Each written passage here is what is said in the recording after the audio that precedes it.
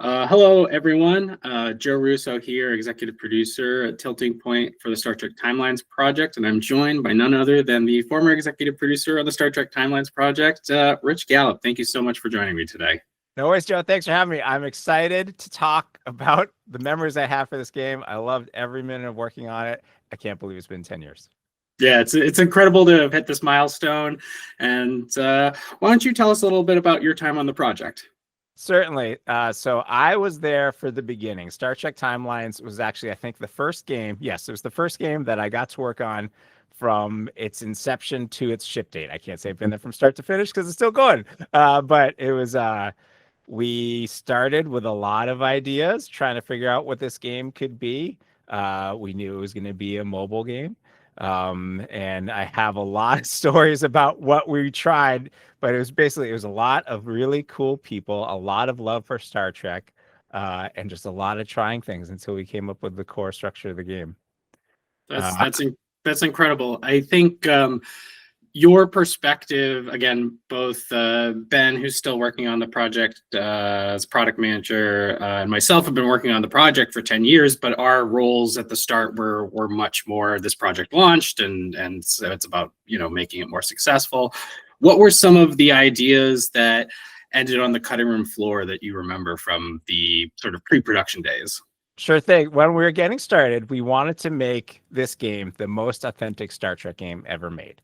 And we knew that meant the gameplay couldn't just be phasers and ships shooting at each other. So we were trying to make different gameplay types to fit the different aspects of like a Star Trek episode. So we prototyped a talking on the big screen, a diplomacy game, we call it, where you're having to navigate a conversation tree to calm someone, to get to a resolution with someone on another ship or on another planet.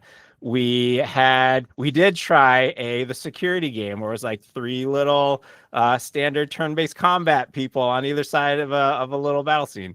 The mode that we got to track down Tim Crosby, and we got to get him to dig this game design out. It was the coolest game ever. If you ever played the card game Set, where you're trying to there's a grid of cards and you're trying to pull out things that match together.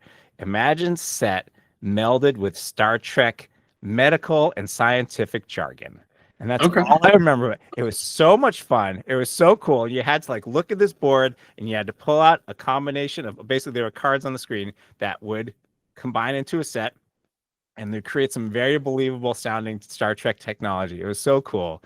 And the idea was that as you played Star Trek Timelines, sometimes you'd have a diplomatic mission, sometimes there'd be a security mission, sometimes there'd be medical, sometimes there'd be scientific, and we'd have these different gameplay modes.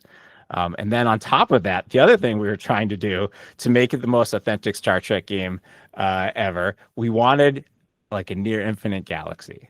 So I remember tech artist, engineer, wizard, Jason Booth, coming up with this technology to develop different looking planets, different looking solar systems, different looking galaxies, because we were striving to make, you could go anywhere you wanted in the universe, in the galaxy, and alpha quadrant, beta quadrant, and you'd find a unique planet, almost Mass Effect like.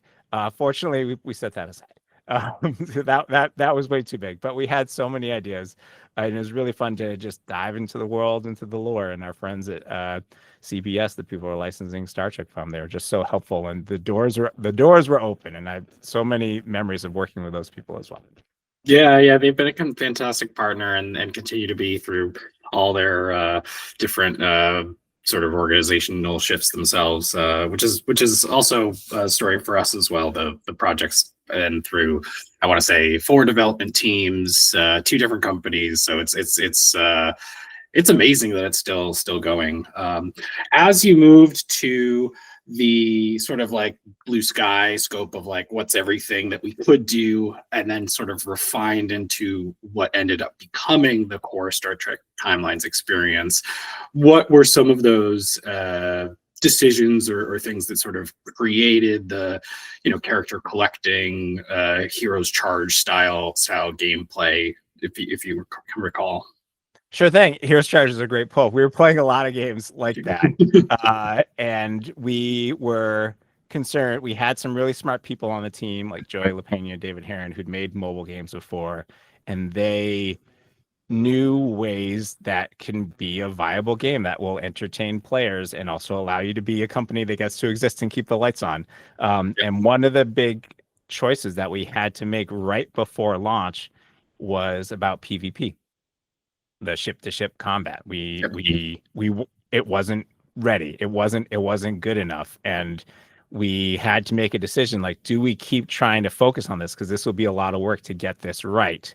Or do we set it aside and hope that the fans and players like the game enough that we have the opportunity to come back to it? Because this branching timeline structure, you choose your own path and having to replay it so you can unlock all the branches and get all the stuff and get all the upgrades, like that felt pretty good. That felt pretty strong. But I remember it being like it was a really tough decision. Like, all right, can we ship without PvP? Can you be a live ops game without PvP? And it turned out yes, because the world of Star Trek is not about fighting all the time. It's about the characters, it's about the actors, it's about the costume changes, it's about the exploration. So I remember that being in particular a really big decision. I'm really glad we made it because it's so much fun to just dive into Star Trek and pull out characters and have arguments over what stat. Like, is this a 5-star security Picard? Like Picard from the Mirror Universe. How many stars is it? I remember we want to get Paris and Kim in their hockey jerseys from this time. They walked down the hallway once in hockey uniforms, and we have some Canadians on the team. I'm a hockey player. I'm like, we can do that, right? Yeah, let's do it. We're gonna put that in. And I watched every single Star Trek property, TV show, cartoon, movie. I watched all of it in a year and a half, every single episode. And there's so much that I had missed. I was a TNG kid growing up, but there's so much I'd missed. I'm now such a huge fan. Is it within reach? It might be off camera, but I have off screen there. I have a cell from Star Trek, the animated series of Spock, because I fell in love with it. So I found that show so ridiculous. Can we play Lucian? Can we do it? Yes, we can. Lucian's totally 5 stars. All right, maybe 4 stars. I don't know. I can't remember at this point, but I'm gonna get too excited, so I'm gonna pause there so you can ask another question. But yeah, sure. No, it's funny you bring up the animated series because again, similarly grew up watching TNG and Deep Space Nine, and my dad definitely introduced me to The Wrath of Khan way too young. The worms are nightmare fuel. that first scene with Khan and Chekhov, and definitely nightmare fuel. But so when it came to TAS, I was so surprised because my perspective was like, this is so weird, this is so wacky, this doesn't feel like this very serious. There's moments of levity, but it's a relatively serious show or set of shows, and I don't know. Players gravitate towards that stuff. Like we just released Giant Spock in the game. Awesome. It's like one of those things that players are the players that our players are so diverse and love each sort of segment of the different series in their own way. But like there's rabid TAS fans. It's fun. It's fun getting into those corners of the IP that may not be some familiar to some or all of the fan base, and exploring that and being like, oh wow, I either forgot about that or didn't know about that, and it opens up a new door to explore, a show that you hadn't watched in a long time. Or Lower Decks is such a great show. It might be my favorite Star Trek now, but it can't be your favorite Star Trek without knowing all the other Star Trek first. And correct, Star Trek timelines is similar. Like I feel like the material they're pulling up for Lower Decks is like, yeah, you get it. You can put that stuff too. It's kindred spirits. Yeah, for sure. Who was your favorite crew, or who is your favorite crew that sort of made their way into the game? I know you mentioned the hockey players, but oh man, I should have prepped for this. Because there's the effective ones. I remember. I mean, I guess Sherlock Data is a big fan. I like that we got Moriarty in there as well. Yeah. I remember going to Star Trek convention and getting Moriarty's autograph and being really excited. I can't even tell you the actor's name at this point, but just he was so gracious. Yeah. A favorite one that we got in. I can't remember the actress's name, but there was a woman who is on Star Trek Enterprise as part of like their fighting force. and she's like some legendary stunt woman, and she dies like 7 times. And she's gets beat up every single episode, and we were like, and because Enterprise, not the strongest show, but it was getting there. And it was and like I feel like it was getting there. Like any other start, you got to give it a couple seasons, let them find their footing, let them find their characters, let them find their groove. And she just kept showing up all the time. She's getting blown up there, she's getting shot there. I remember working, I think with David, and like we got to put her in the game as just to recognize like you have played a significant role in the Star Trek universe, and you belong in here. So I wish I could remember her name. I'll Google it afterwards and tell you. Yeah. We'll pull her up. But how many characters are in the game now? There must be like 3 million. We're approaching 2,000. I think we're going to be around 1,900 by the time we're probably airing this. But it's 2 to 4 crew a week. It adds up over 10 years. So awesome. I had all of them.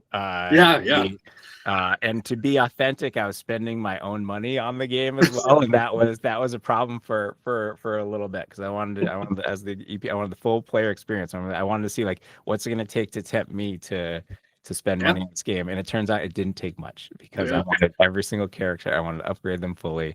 I wanted to waltz through every mission.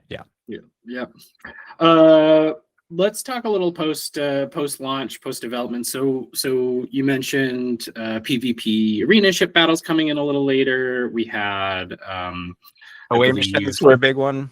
Away missions, voyages were integrated. We also had events were like the competitive events were post launch.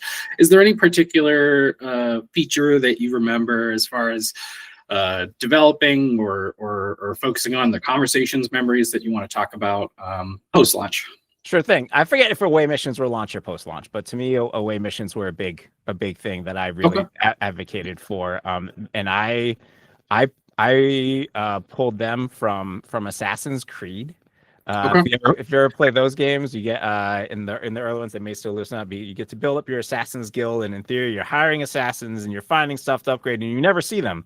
And then you can send them on missions. Like, I'm going to send them to Istanbul. I'm going to send them to Paris, and they're going to come back with stuff.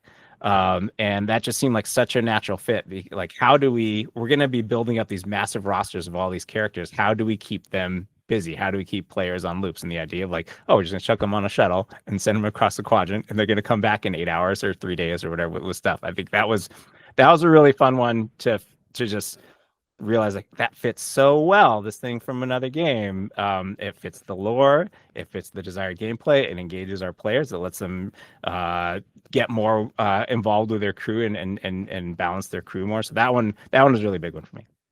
Nice. There's another post-launch feature, though, that is my favorite post-launch feature. I don't even know if it's still in the game anymore. Can you guess what I'm going to bring up?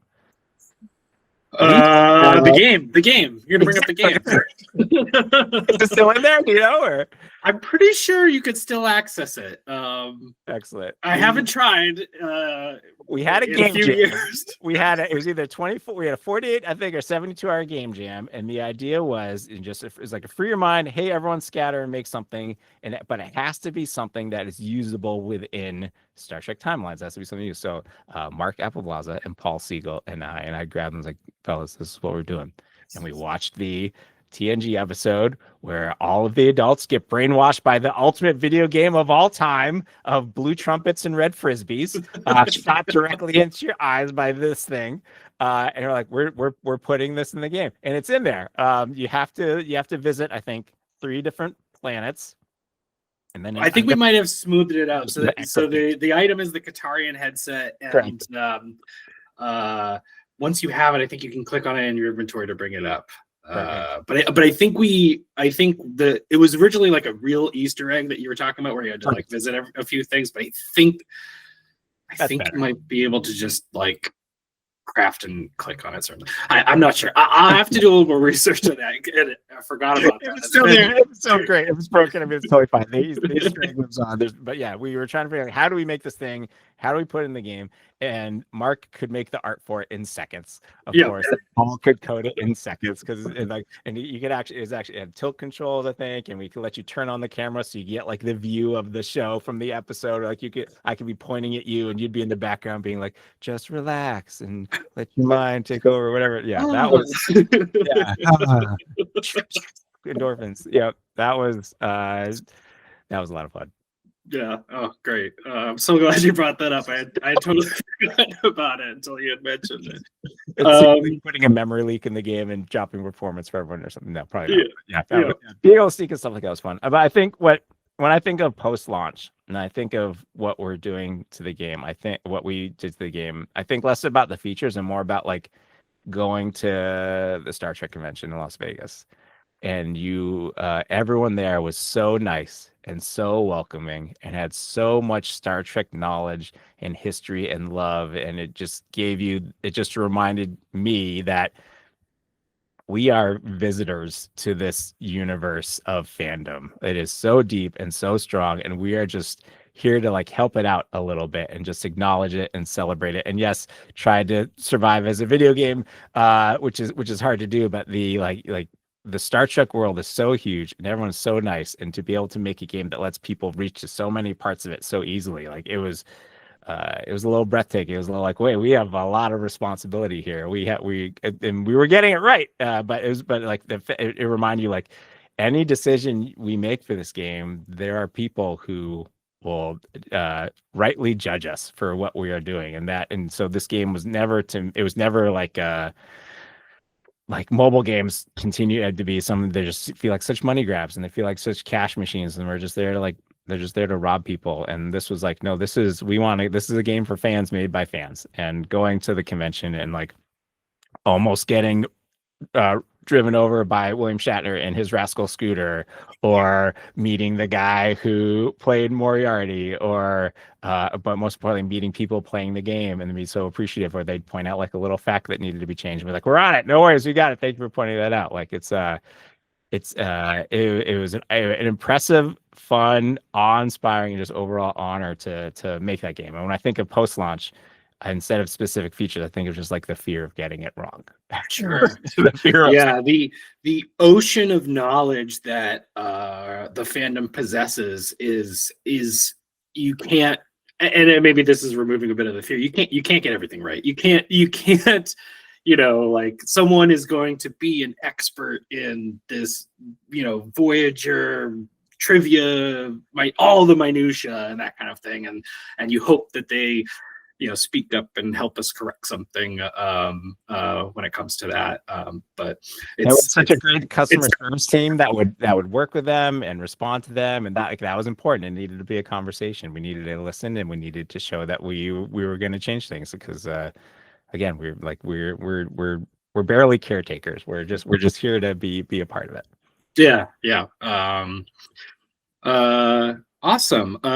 Is there any memory or story that we didn't explore that you wanted to bring up? Or I have a few. I got a few. Okay. Let's go for it. Here's a fun one.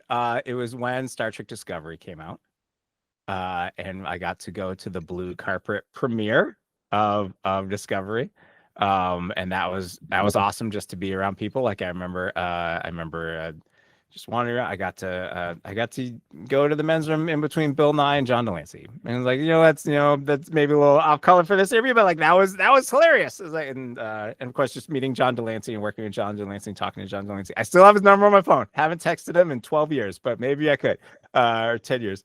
And then afterwards, it was Hank Cowie and we got to have dinner at John Delancey's house, and it was us and Robert Picardo, and one other actor, I can't remember the name at the moment, and just like being able to hang out and just basically like queuing them up for stories from their career of Star Trek and everything. It was awesome. So that was a great story. That was a great memory. Also visiting the CBS team and getting to go to their office and seeing basically like the props that they just get to live like on there. Like someone has like Riker and Troy's wedding photo prop on their desk. Yeah. And obviously very well taken care of. Or like the Picard family album, or Q's chair, or Borg cubes. There's like the hover boots from Star Trek 4. Was it 4? Yeah, I think so. The or 5, whichever it is, when he's climbing the mountain, climbing El Capitan. But just all those reminders and being all around that. Actually, let me. Here's another. I'm gonna turn around and grab a thing. This will be awkward. Yeah, do it.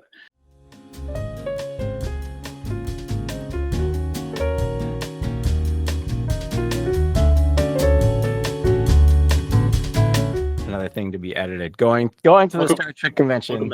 Great to be back. Went to the Star Trek convention and finding someone who used to be a prop master on Star Trek and who made Borg tribbles that were apparently the best gift one year for I think Star Trek TNG, and he keeps making them and selling them, and I was like, I must have one. Just meeting all these people who have so much love and appreciation for Star Trek and being around them and getting to work with them. Another memory, the chair. Do you still have the Captain Kirk chair around the office, or?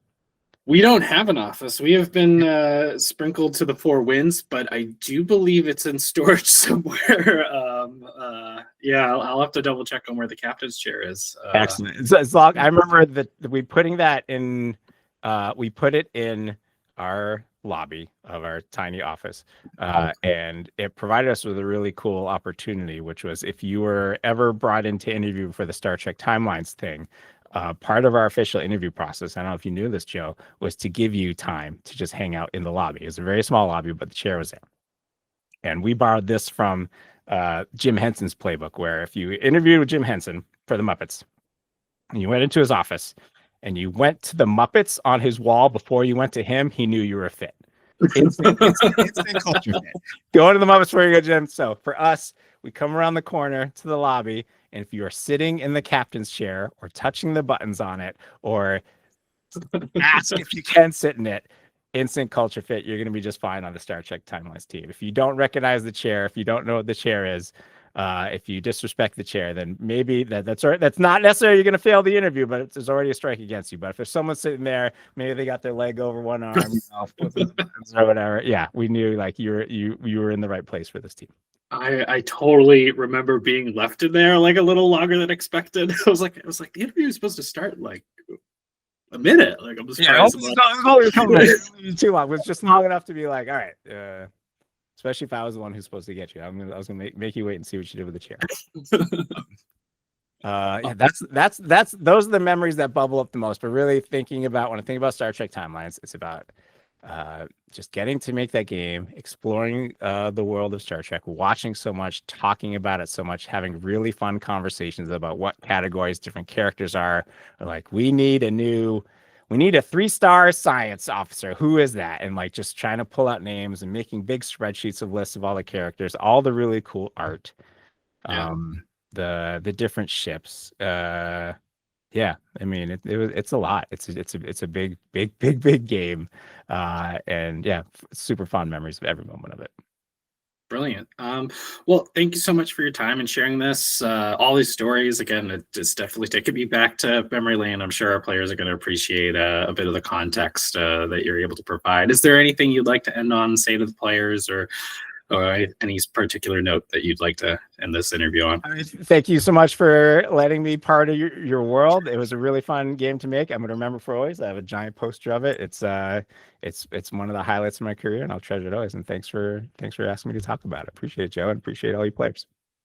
Thank you so much, Rich. Have a good one. No problem.